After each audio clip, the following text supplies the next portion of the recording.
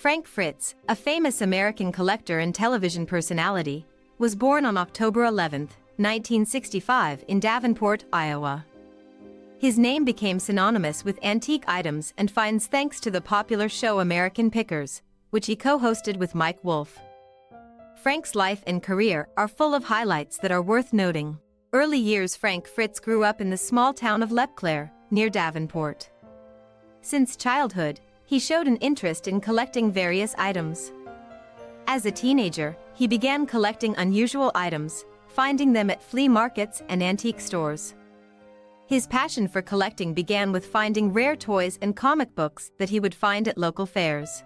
Education and first job. After graduating from high school, Frank Fritz went to college where he studied management and business. His first job was not in collecting. He became a firefighter.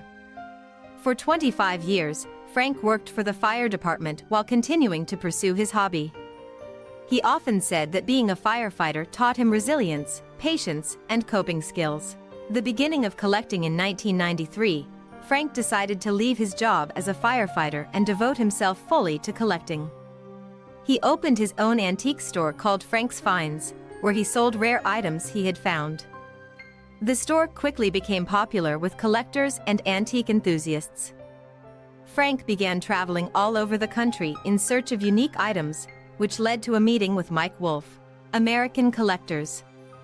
American collectors became a real phenomenon. Frank Fritz and Mike Wolfe traveled across America visiting abandoned farms, old houses, and warehouses in search of antique items. Their finds ranged from vintage cars and motorcycles to rare toys and art. The show not only showed the process of searching and bargaining, but also told the stories of the people whose items they found.